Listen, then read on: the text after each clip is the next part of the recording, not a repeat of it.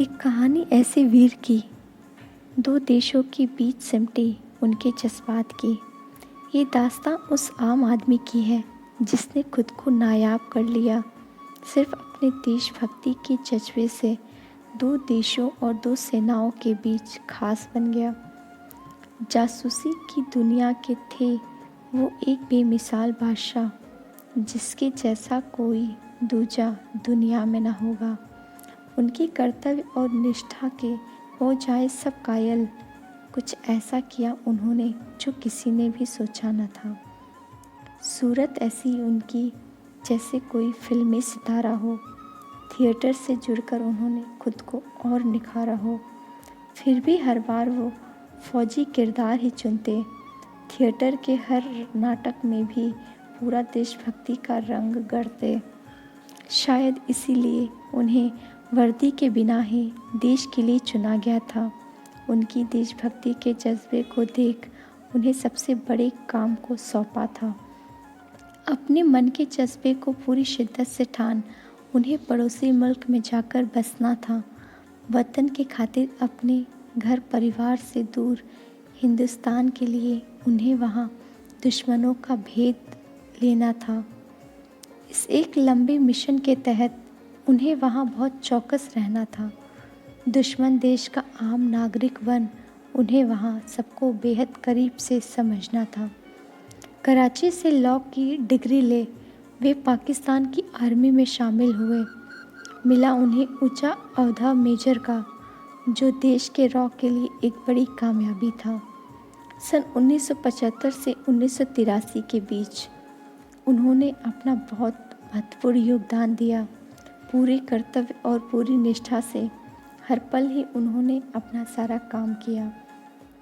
इसी बीच एक ऐसा दौर आया जब उनको किसी से इश्क हुआ। भला दिल पर जोर चल पाया है किसका, जो यहाँ भी न होती सच्ची मोहब्बत दो तरफा।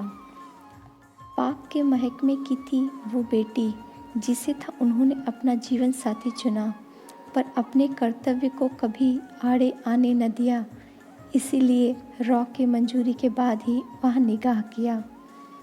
अब तक थी जो भारत के रविंद्र कौशिक, जिन्हें खुद इंदिरा गांधी जी ने ब्लैक टाइगर का नाम दिया था, वो अब से थे उस पड़ोसी मुल्क में ऊंची पदवी पे आसीन, जिन्हें मेजर नबी अहमद शाकिर को नए पहचान मिला था। सन 1981 में ही वो भारत लौटे। अपने परिवार से मिले थे, पर वही आखिरी बार मिलना होगा ये तो दोनों लोगों ने ही सोचा न था। राजस्थान के इस बेटे ने अभी तक अपने परिवार से रविंद्र से नबी अहमद तक की गाथा नहीं सुनाई थी। परिवार क्या, उन्होंने तो खुद अपनी बेगम अमानत को भी अपने कर्तव्य और हिंदुस्तानी होने की कभी भी बात भी न बताई थी। परिवार के लिए तो वो हर वक्त ही वही रविंद्र कौशिक थे और उस पड़ोसी मुल्क में अपने हिंदुस्तानी दिल से नबी अहमद के रंग में थे। उनकी सूझबूझ और शातिर सोच से भारत में सेना ने बड़ी संकट को रोका था। उनकी बेमिसाल बुलंद हौसलों से समय रहते बड़ी विपदाओं को हराया था। पर उस वक्त किसी और की एक गलती ने सब कुछ पूरी तरह बिखरा दिया। गिरफ्त में ले लिया दुश्मन सेना ने मेजर नबी को भारतीय जासूस के तौर पे। फिर क्या, फिर शुरू हुआ ऐसा वक्त जो होता हर एक दुश्मन मुल्क में। सच्चाई कबूल करवाने के लिए लगी पूरी दुश्मन सेना उस अकेले वीर भारतीय के पीछे। हर जुल्म, हर दर्द को उन्होंने झेला, फिर भी कभी भी हार के उन्होंने अपना मुंह तक न खोला। वहशी बनकर वो दुश्मन सेना प्रताड़ना की हर तरकीब लगाई, पर उन जाबाज रविंद्र कौशिक जी के आत्मबल को एक पल के लिए भी कभी तोड़ न पाई। इस वतन के खातिर उन्होंने हर प्रताड़ना, हर जुल्म सहा, किंतु एक भी राज अपने वतन की उन्होंने उन दुश्मन सैनिकों को न दिया। पर अफसोस कि उनके लिए उस वक्त इस देश की सरकार ने कुछ भी न किया। इसी बात का जिक्र उन्होंने मुल्तान जेल से अपने उस आखिरी उर्दू खत में था लिखा। फांसी उम्र कैद की सज़ा पाकर भी वो तब भी बस चुप रहे। उनकी सच्ची निष्ठा और देशभक्ति को ये सरकार यूं ही भूल गई, बस यही सोच वहाँ दिन थे काट रहे।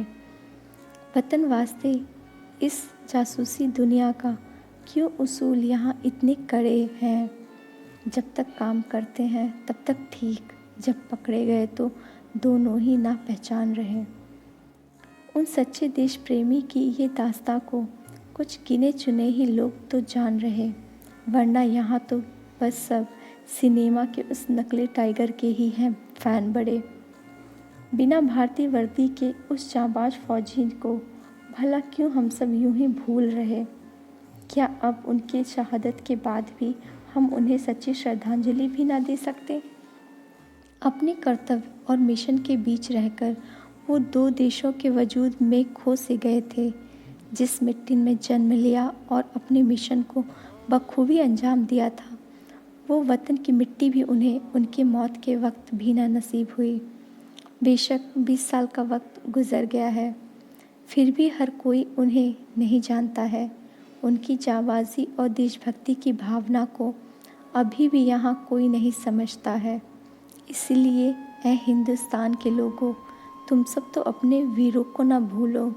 जान निछावर की जिसने वतन के वास्ते, उनको तो इतनी आसानी से ना भूलो, उनको तो इतनी आसानी से ना भूलो। जय हिंद, जय भारत।